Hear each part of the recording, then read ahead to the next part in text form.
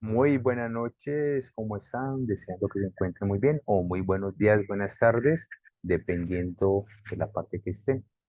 Hoy se celebra el Día Mundial sin Alcohol, donde muchas personas toman licor por diferentes causas.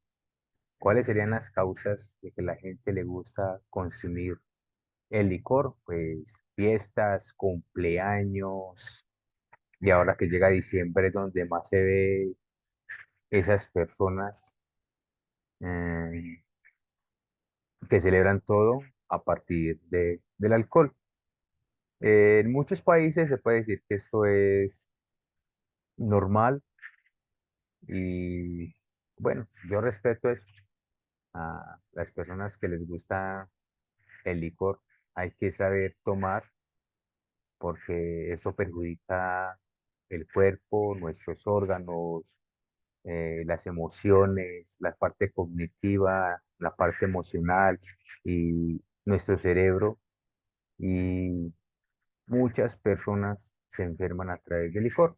Pero de todas maneras, digámoslo así, con todo respeto, a las personas muchas veces no le interesa cuidar su cuerpo, porque si fuera así, la gente no consumiera mucho licor.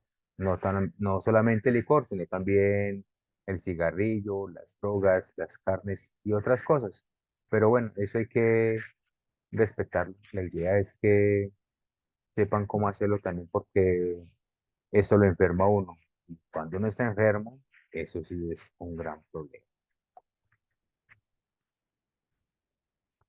Las bebidas alcohólicas están presentes en nuestra sociedad desde hace siglos y su consumo es habitual por gran parte de la población. Muchas de las personas que consumen pueden sufrir efectos negativos, pero muchas otras sufren tanto a corto plazo como a largo plazo. El alcohol es uno de los principales factores de riesgo de carga de enfermedades en el mundo y además de ser una sustancia adictiva, puede ocasionar dependencia, contribuye al desarrollo de múltiples problemas de salud y lesiones, incluyendo enfermedades cardiovasculares, hepáticas, neuropsiquiátricas y enfermedades transmitibles, entre otras. El consumo de alcohol tiene la particularidad de ser un factor que incrementa el riesgo de discapacidad y muerte por una diversa causas, con bajas fracciones atribuibles a la población para la afección individual, pero con una elevada carga de alcohol concreta, está asociada en más de 200 problemas de la salud y lesiones, incluyendo enfermedades no transmitibles, cardiovasculares, hepáticas, neuropsiquiátricas y enfermedades transmitibles, entre otras. Existen diferentes formas del consumo de alcohol que suponen un riesgo y producen daño importante para el individuo. Entre ellas se incluyen, además del consumo semanal a diario elevado, las intoxicaciones epiléticas agudas, todo aquello comportamiento que puede llevar a la dependencia u otros problemas asociados. El consumo de riesgo en el patrón de consumo del alcohol que aumenta la probabilidad de consecuencias negativas para el bebedor y para su entorno. Múltiples son las consecuencias que el consumo excesivo de alcohol produce a nivel personal, familiar, social y laboral. Entre ellas, el 40% de las muertes por accidentes de tráfico, entre el 4 y el 6% de todas estas muertes en la aparición de hipertensión, arteria y cutos y miocardiopatías. Complicaciones físicas y orgánicas relacionadas con el consumo de alcohol. Muchas personas dicen, yo tomo alcohol, pero no tengo nada. Pero espere, a largo plazo hay un daño interior en nuestro cuerpo. Alteraciones digestivas y alteraciones hepáticas. Hepatitis alcohólica, pancreatitis aguda y crónica, gas y gástricas. Alteraciones endocrónicas, hipogonadismo masculino y alteraciones en el ciclo hormonal reproductor en la mujer, produciendo infertilidad. Alteraciones cardiovasculares como fibrilación atrial, hipertensión, accidente cerebrovascular y cardiomapatía. Alteraciones metabólicas como la hipoglucemia, cetosis, hiperlipemia. Las complicaciones del consumo inadecuado del alcohol no se limitan en el ámbito físico, sino que además pueden provocar y precipitar la aparición de diversas y diferentes complicaciones neuropsiquiátricas. En cuanto al consumo de alcohol durante la lactancia, es necesario desterrar el mito que ayuda a la producción de leche. Esta afirmación carece de evidencia científica, las cuales apunta todo lo contrario. Suponen exponer al recién nacido a niveles innecesarios de etanol, por lo que los expertos recomiendan la abstinencia o bien hacerlo de forma que cuando vayan a lactar ese alcohol se vaya metabolizando. Hay madres que toman, digamos, la cerveza para que le baje más leche, o muchas veces también las fiestas se toman un poquito de licor. Y también hay padres, pero también viene en la parte, decir, en la parte de la reproducción sexual, cuando tienen relaciones, esa parte del espermatozoide también afecta al niño. No es que lo vaya a afectar en algunos problemas cuando están recién nacidos, sino muchas veces son sus genes para que esa parte hereditaria el niño pueda a largo plazo, puede ser una persona que se haya, que le guste el licor, sobre todo en las casas cuando hacen fiestas y rumbas. El cerebro es un órgano complejo. A pesar de las numerosas investigaciones realizadas, la neurociencia todavía tiene muchísimas preguntas por responder. No obstante, los avances científicos del último siglo han podido revelar la estructura básica y los principios elementales y funcionamiento. Las funciones cerebrales son tan numerosas como importantes. El cerebro tiene a su cargo la regulación de los procesos vitales, por ejemplo, la función cardíaca y la respiratoria, sin los cuales la vida no sería posible. Aquí vemos una neuroimagen de el cerebro normal y el cerebro alcohólico. Esas fases que se ven negras son las neuronas que están quemadas. Por eso es que muchas personas, cuando ya llevan mucho tiempo del consumo de alcohol, ustedes se van a dar cuenta que son un poco agresivos, que pierden un poco la memoria, a no ser de que se le compliquen la parte de los órganos como los riñones y el hígado. Investigación científica descubrió hace tiempo la respuesta a la pregunta inicial. ¿Es cierto que el alcohol mata las neuronas? El consumo abusivo de alcohol causa daño cerebral. Abundantes trabajos científicos demuestran que el alcohol mata neuronas e incluso si se le consume en grandes cantidades puede llegar a escoger el cerebro y a deteriorar la inteligencia de las personas. A través de los órganos sensoriales, ojos, oídos, piel, nariz y lengua, nos permite recibir, interpretar y responder a las exigencias que el medio nos impone. Además, gracias al cerebro somos capaces de comunicarnos, de recordar las experiencias pasadas y planificar nuestro futuro, sentir emociones y motivarnos para lograr metas.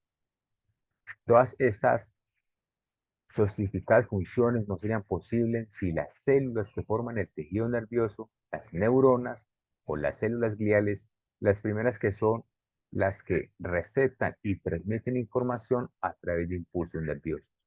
Las segundas mantienen y hacen más eficiente el trabajo de las neuronas. Cuando estos componentes celulares se dañan y mueren, se alteran los circuitos que ellos integran y provocan un deterioro en las funciones del cerebro. Lo alarmante de casos es que a diferencia de otros tejidos del cuerpo, las neuronas de los organismos maduros no se producen, por lo que las células que mueren no son reemplazadas. Los neurotoxicólogos son los profesionales que estudian las sustancias que provocan un efecto adverso en el sistema nervioso. Ellos intentan descubrir, por ejemplo, si el alcohol es capaz de dañar nuestro cerebro. Para ello recurren dos grandes alternativas: estudiar el cerebro con personas que consumen alcohol y realizar experimentos en animales de laboratorio a los que se les administra esta droga. Estudios anatómicos en seres humanos. Los primeros estudios fueron realizados por médicos que tenían pacientes alcohólicos.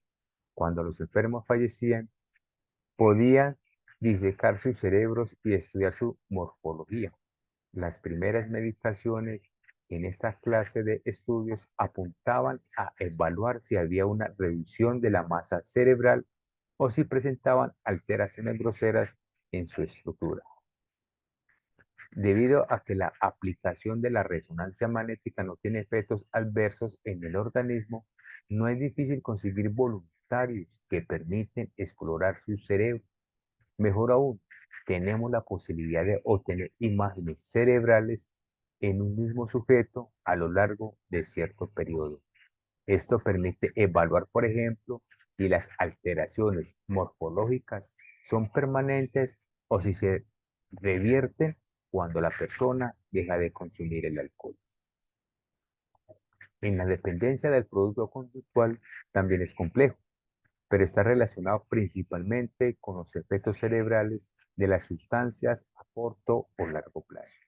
Los temblores de la enfermedad de Parkinson, las convulsiones de la epilepsia e incluso la melancolía de la depresión son generalmente reconocidas y aceptadas como síntomas de un trastorno cerebral subyacente. Antes de la dependencia de sustancias no se consideraba como un trastorno cerebral, del mismo modo que las enfermedades psiquiátricas y mentales tampoco se consideraban como tal. Esto al principio forma una adicción en el cuerpo, pero después, a largo plazo, ya son problemas o enfermedades psiquiátricas o mentales. Existe una importante heredabilidad de la dependencia del alcohol, así como de la frecuencia del consumo y de la cantidad consumida.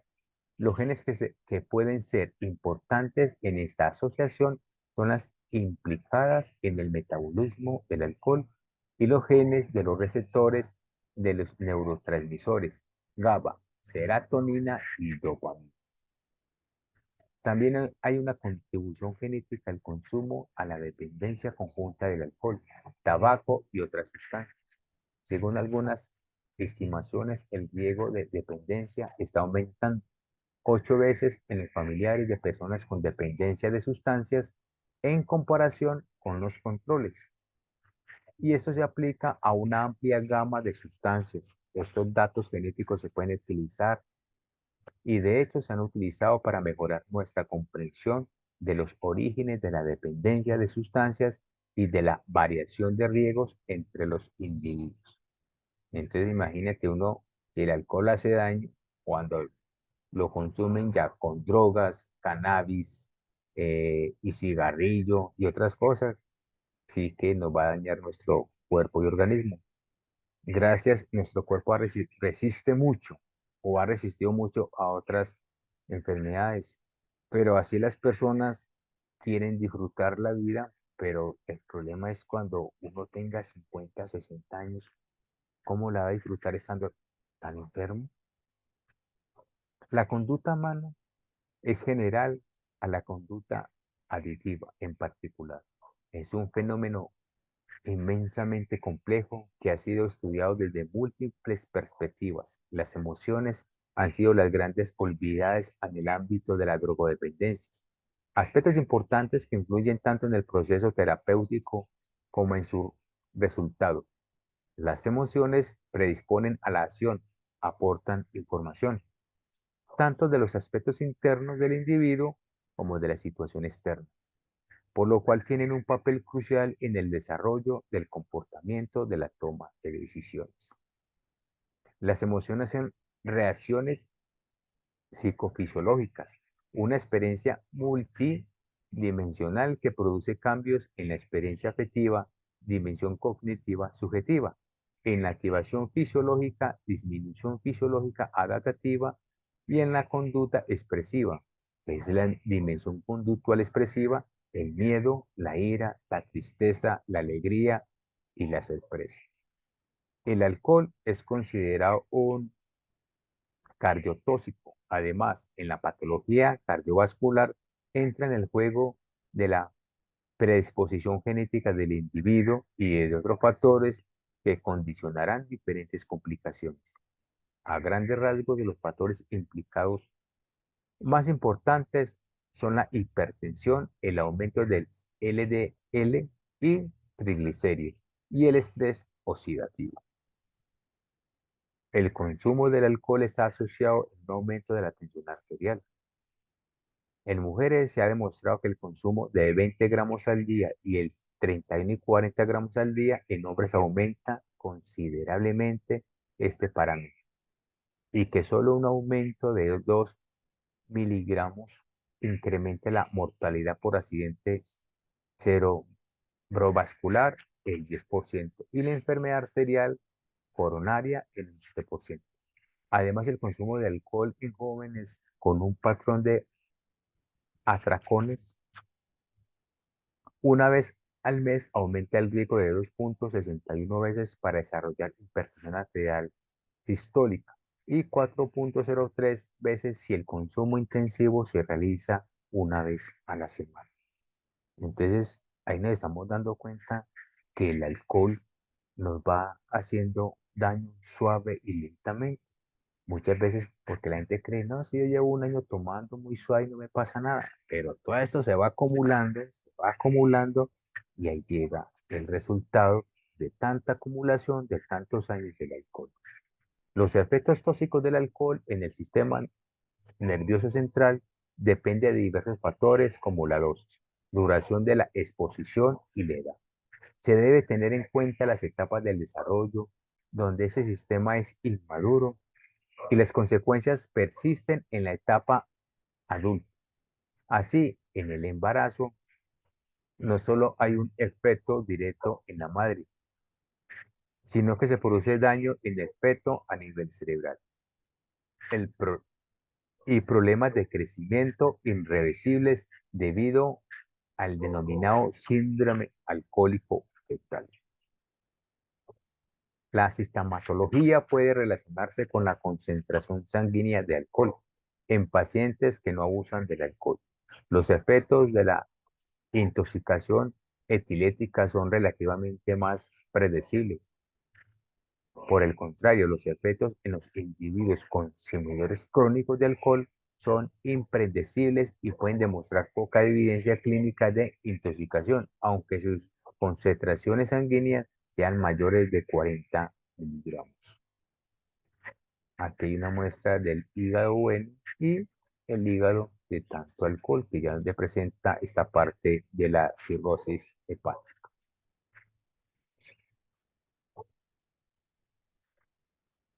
Bueno, esta era la información que les quería dar si de pronto no tenían conocimiento de cuáles eran los efectos secundarios o los efectos del alcohol en nuestro cuerpo, en nuestro organismo y en nuestro cerebro.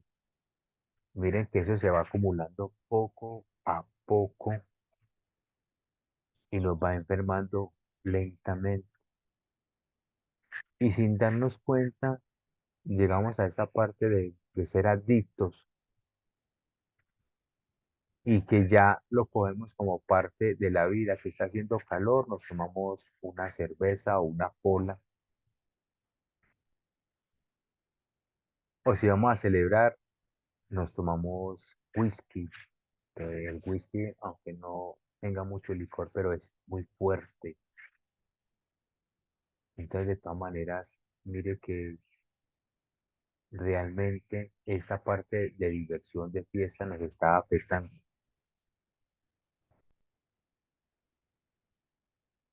Y eso sucede mucho. Muchas veces hay personas que no beben, como por decir casi todo un año, pero cuando llegan las fiestas, por decir en diciembre o otras fiestas, según dependiendo del país donde uno está, todo ese tiempo que no tomó licor, ahí se lo está consumiendo en un mes. Y fuera de eso, digamos que en la parte de enfermedades que nos puede causar, mm, también tiene problemas como por ejemplo familiares, los problemas económicos. ¿Por qué? Porque ahora el licor está súper caro y hay gente que se toma un solo sorbito y ya quiere seguir tomando y emborrachándose bastante. Entonces la plata que tiene muchas veces se la gasta, la del mercado, la del trabajo, llegan tarde. O sea, por un lado y por otro lado, no es bueno.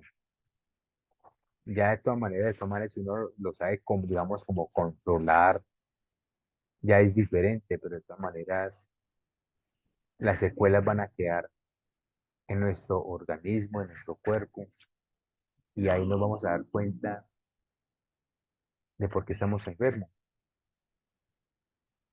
A veces, cuando uno llega a una edad, digamos, de 55 años para arriba, y empiezan las enfermedades, la gente nunca está consciente de decir, wow, es que yo tuve un tiempo en que tomaba mucho, o que bebí, o que consumía. ¿Qué es lo que dice?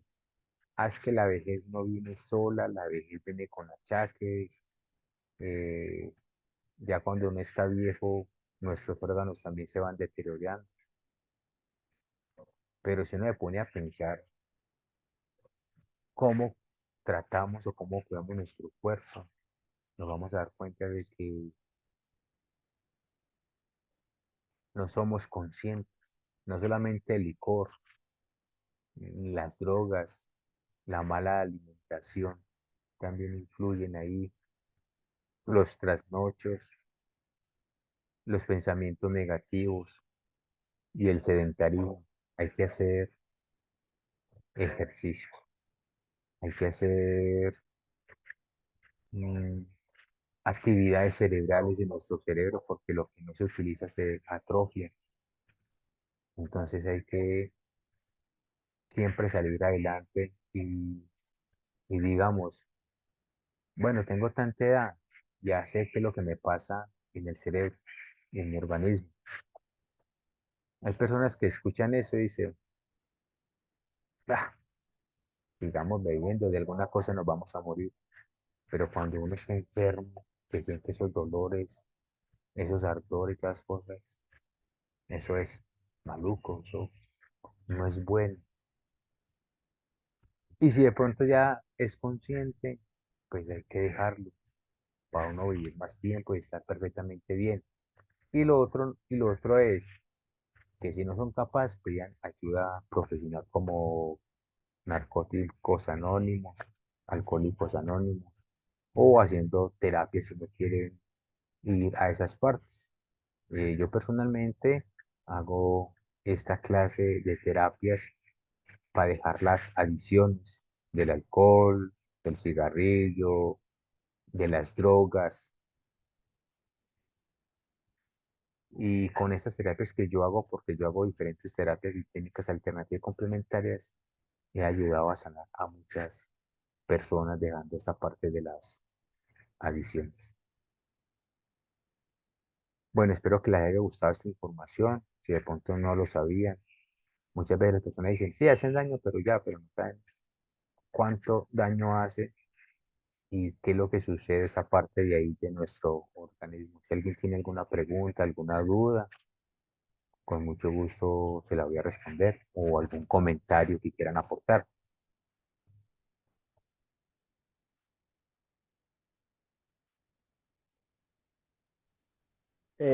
Hola, sí. Yo quería preguntarle algo acerca de el primer momento que usted conversó. Hablaba acerca de la fuente, ¿no? De cómo bueno, yo también he leído un poco dentro de esto. Yo soy profesor de música, graduado en el Ecuador y bueno, ejerciendo por acá, en donde estoy viviendo. Eh, Dentro del estudio de la pedagogía y un poco de la psicología también que hemos visto un poco en esta rama, yo he podido evidenciar claramente y en carne propia, se podría decir también así, que el consumo de alcohol prácticamente ya es una forma inclusive hasta cultural, ¿no? Dentro de nuestros países latinoamericanos, ¿no? Inclusive dentro de lo que es de las tradiciones como tal, de los carnavales o las fiestas de las ciudades o del país entero, en donde es bien visto, inclusive socialmente y culturalmente, el consumo de, primero del alcohol como una sustancia nociva y legal a la vez, ¿no? Sí, Eh, eh, Totalmente. Y a veces ya cuando estamos avanzando en este proceso de crecer, ¿no?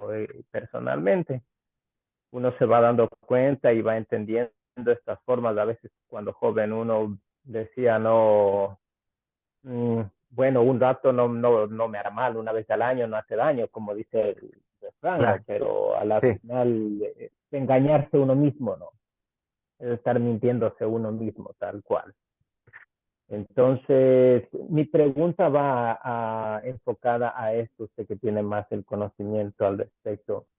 Eh, Cuando nuestro cuerpo ya está habituado de cierta manera a estas sustancias, ¿hay formas de ejercer algún tipo de curación o el organismo podría regenerarse al 100% o a un porcentaje nuevamente? ¿O como usted mostró la cámara del cerebro, ¿no? Del consumidor y del que no consumía, ¿no? Entonces, eso es una evidencia tal también, ¿no? Entonces me puso pensando, dije, bueno, y si mi cuerpo a la final, cuando yo voy a tener un hijo, no está al 100%, estaría transmitiendo yo genéticamente también estos datos a mis hijos en este sentido. ¿Cómo lo podríamos ver desde esa manera?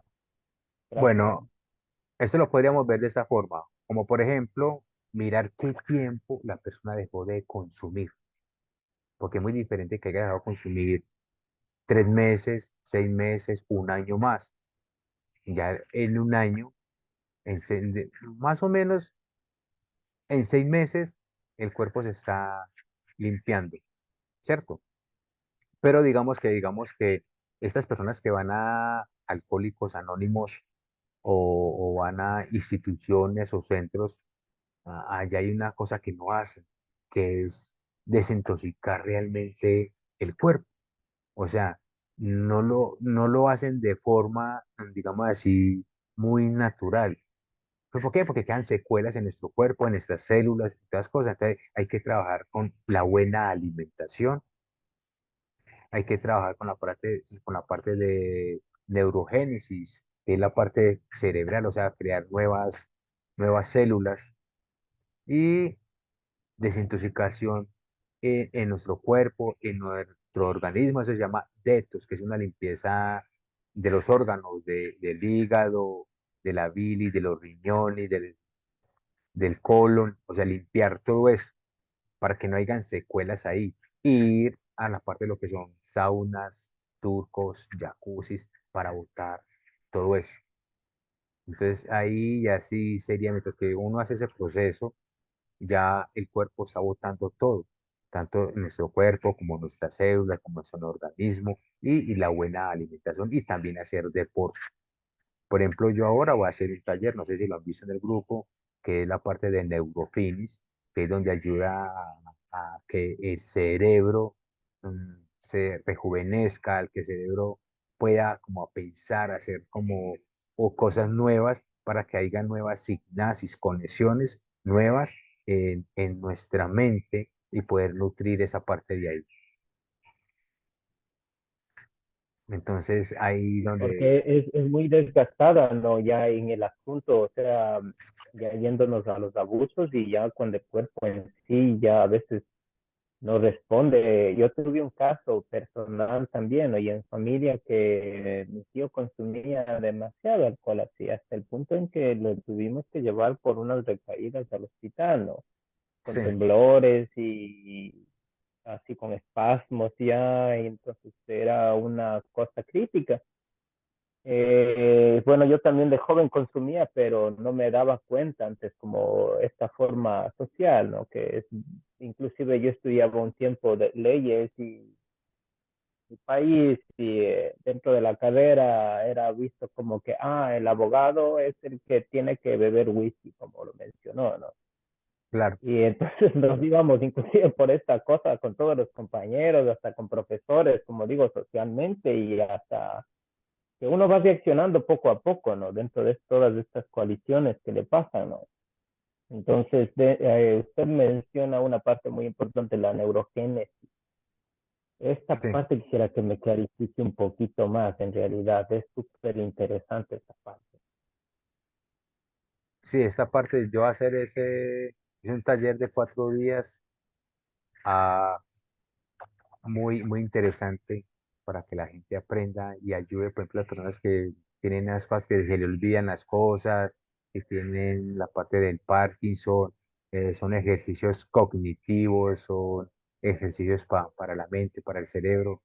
Entonces eso ayuda a fortalecer otra vez el cerebro, como a rejuvenecer. Es cuando, por ejemplo, la gente empieza a hacer ejercicio después de los 50, que deja el cigarrillo y muchas cosas, vuelve otra vez el cuerpo a tomar un poquito de figura, de forma, de fuerza, de resistencia y vuelve como a sentirse un poco más lleno de energía y vitalidad. Mm, súper interesante. Había otra pregunta, pero bueno, esperemos ahí a los otros compañeros. Tal vez voy a formularla bien primero, ¿ya? Si alguien tiene alguna pregunta o por el momento todo está bien.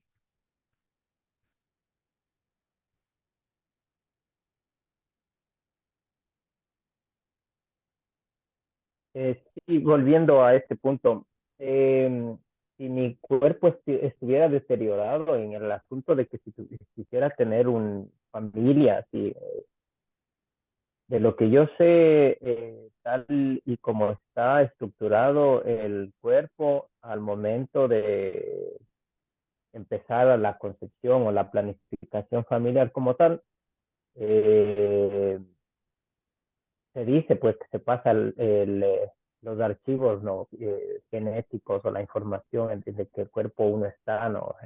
Donde vivo hay mucha gente que para tener hijos se pone a entrenar mucho y alimentarse muy bien un año antes. Claro, Y sí. es como que se mete mucho esto en la cabeza, así, entonces por eso digo, también influiría dentro de esta parte, ¿no? En el deterioro tal vez de tiene estas capacidades dentro de nuestros hijos en este caso. Sí, sí, hay que, o sea, Sí, una buena alimentación, como le digo, el deporte y descontaminar nuestro cuerpo es súper para uno hacer muchas cosas en la vida. Bueno, después hablamos de ese tema, ya se va a cortar el tiempo. Si quieres me puedes hablar por privado y ahí estaremos comunicando. Muchas gracias, que tengan una excelente noche, un excelente día, Dios los bendiga a todos. muchas gracias, gracias.